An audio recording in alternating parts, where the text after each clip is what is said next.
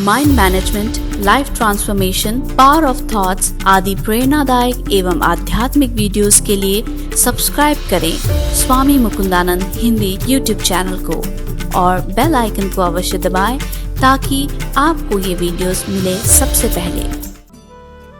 श्री कृष्ण को रसिक शिरोमणि कहते हैं। ये रस शब्द भक्ति में सर्वत्र आता है। दिव्य जगत में अलौकिक रस, एक निराकार ब्रह्म का रस, एक साकार भगवान का रस। निराकार ब्रह्म का ब्रह्मानंद और सगुण साकार भगवान का प्रेमानंद। तो क्यों जी, क्या भगवान दो होता है, एक निराकार भगवान एक साकार? तो प्रारंभ करते हैं रस तत्व से। ये रस क्या है? आनंद तत्व का सारभूत पदार्थ है। हम सब लोग आनंद चाहते हैं एवं जो भी करते हैं आनंद के लिए ही करते हैं। ये सबको पता है। जहां निश्चय हो गया आनंद मिलेगा, हम उसके लिए प्रयत्नशील होते। तो आनंद का जो सारभूत है उसको कहते हैं रस। ये रस दो प्रकार के होते हैं, एक मायिक रस और एक अलौकिक रस। मायिक रस में 3 पार्टीशन है: तामसिक रस, राजसिक रस, सात्विक रस। तामसिक रस कौन सा है? जो निद्रा से मिलता है,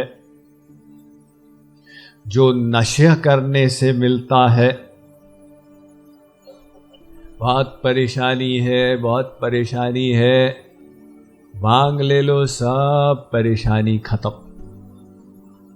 ये तामसिक रस। क्रोध करने से मिलता है तामसिक रस। वो मुझे बहुत परेशान कर रहा था, मैंने उसको ये सबक सिखाया, वो भी क्या याद रखेगा। तो ये जो मजा आ रहा है गुस्सा करने में, ये तामसिक रस है। जो मांस, मदिरा, पान आदि से मिलता है, तो तमोगुण हमारे अंदर है, इसलिए इस रस में प्रवृत्ति हो जाती है। उससे ऊंचा है राजसिक रस, जो संसार के विषयों से मिलता। अर्थात भगवान ने हमको 5 इंद्रियां दी, तो इन इंद्रियों के विषयों से हमको सुख मिलता है। बढ़िया चीजें देखें, बढ़िया मजेदार सुने, अच्छी अच्छी चीज सूंघें इत्यादि। तो ये राजसिक रस के पीछे सारा संसार दीवाना है। तो राजसिक से ऊपर है सात्विक रस। सात्विक रस इंद्रियों से नहीं, मन से। जब मन शांत हो जाता है, जब दैवी गुणों का प्रादुर्भाव होने लगता है, तितिक्षा, करुणा, दया, ज्ञान से जो रस मिलता है, ये सात्विक रस। गरीबों की, पीड़ितों की सेवा करने से जो रस मिलता है, ये सात्विक रस। तो सात्विक रस ये आग नहीं लगाता है, ये मन को शांत करता। किंतु ये भी माया का ही रस है। रामकृष्ण परमहंस ने दृष्टांत दिया एक व्यक्ति जंगल में जा रहा था। 3 डाकू आए, घेर लिया। एक ने कहा मार डालो, सब कुछ लूट लो इसका। दूसरे ने कहा मारो मत, रस्सी से बांध के सब लूट लो। तो उसको रस्सी से बांध के लूट कर चले गए डाकू लोग। अब तीसरा डाकू वो कुछ देर के बाद वापस आया। उसने उसकी रस्सियों को खोला और उसको मार्ग दिखाया, देखो तुम जंगल यहां से जा सकते हो बाहर, मैं तुमको नहीं ले जा सकता, मैं केवल रास्ता दिखा रहा हूं। तो पहला डाकू जो था कह रहा था मार दो इसको, ये था तमोगुण, जो आत्मा को घोर अंधकार में डुबा देता। जिस डाकू ने रस्सी के साथ कहा बांध दो, ये रजोगुण। रजोगुण हमें अनेक संसार की वासनाओं में जकड़ लेता और भागते भागते भागते सारा जीवन बीत जाता है। ये रजोगुण। सत्वगुण उसने रास्ता दिखाया, बाहर देखो यहां से रास्ता है, किंतु सत्वगुण भी माया का ही गुण है। सत्वगुण से हम माया से परे नहीं हुए, हमको सत्वगुण से भी आगे जाना होगा। और ये है अब दिव्य जगत। तो दिव्य जगत में अलौकिक रस, एक निराकार ब्रह्म का रस, एक साकार भगवान का रस। ये दोनों अलौकिक, इनका आस्वादन करोगे तो माया से परे हो जाओगे। निराकार ब्रह्म का ब्रह्मानंद और सगुण साकार भगवान का प्रेमानंद। तो क्यों जी, क्या भगवान 2 होता है, एक निराकार भगवान एक साकार? नहीं, वो एक भगवान के 2 रूप होते हैं। द्वे वाव ब्रह्मणो रूपे मूर्तं चैव मूर्तं च। छांदोग्योपनिषद कहता है कि एक परात्पर तत्व के 2 स्वरूप, निराकार एवं साकार। अगुण ही सगुण ही नहीं कछु भेदा, गावहि मुनि पुराण बुध वेदा। तुलसीदास जी कहते हैं कि वो निराकार और साकार एक ही है, लेकिन निराकार का जो रस है, जो भगवान की लाइट से मिलता, वो इतना रसमय नहीं है जितना साकार भगवान का प्रेमानंद। उनकी रूप माधुरी, मुरली माधुरी, लीला माधुरी, सौकुमार्य, सौशील्य, सौरस्य। तो इसीलिए शुकदेव जी उसमें आकर्षित हुए थे। शुकदेव जी, हम लोग सुने ना, जब वो पैदा हुए तो अपने शरीर को 12 वर्ष का बना के चल पड़े और निराकार की समाधि में बैठ गए।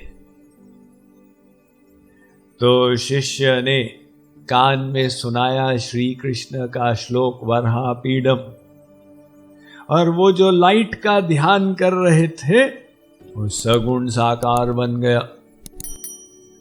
शुकदेव ने कहा, अरे श्री कृष्ण इतने सुंदर हैं, मैं तो ऐसे ही लाइट के पीछे भागा जा रहा था। हरि भक्ति सुधोदय में कहा गया, सुखानी गोष्पदायन्ते ब्राह्मण्यपि जगत गुरु।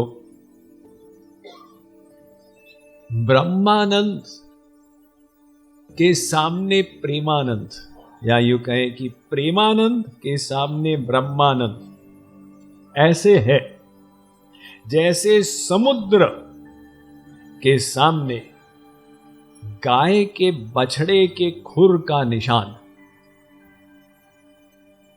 ब्रह्मानंदो भवेदेश चेत परार्ध गुणीकृतः नैति भक्ति सुखाम्भोधे परमाणु तुलामपि। पुनः ये श्लोक कहता है कि जो ब्रह्मानंद है उसको आप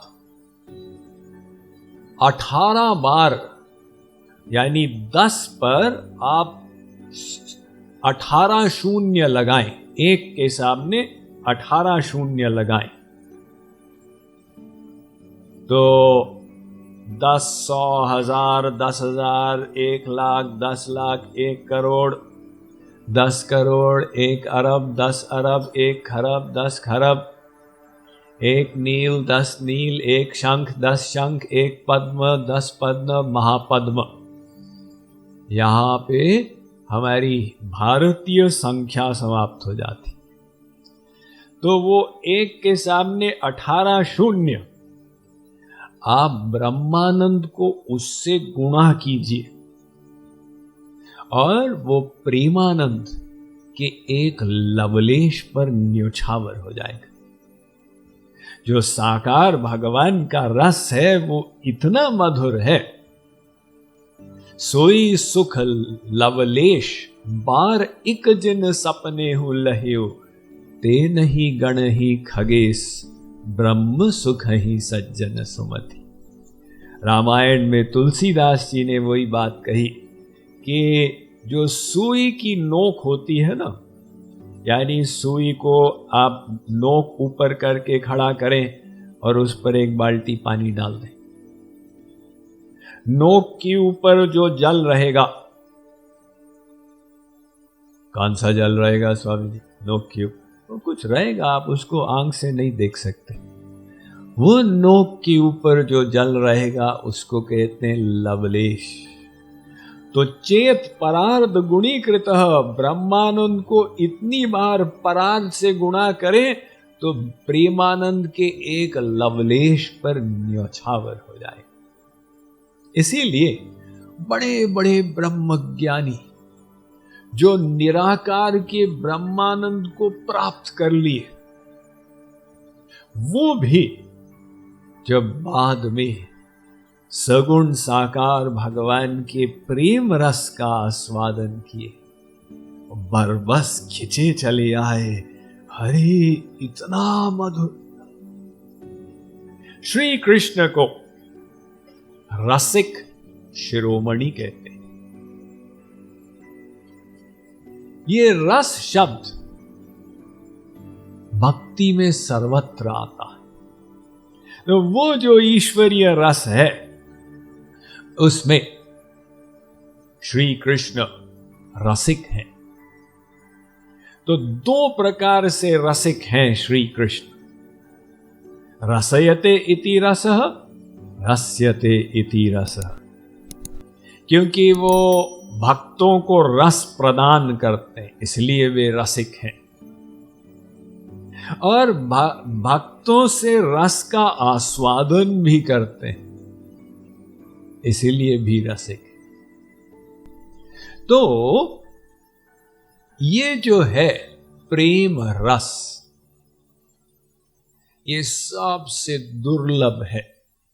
mind management, life transformation, power of thoughts आदि प्रेरणादायक एवं आध्यात्मिक वीडियोस के लिए सब्सक्राइब करें स्वामी मुकुंदानंद हिंदी यूट्यूब चैनल को और बेल आइकन को अवश्य दबाएं ताकि आपको ये वीडियोस मिले सबसे पहले।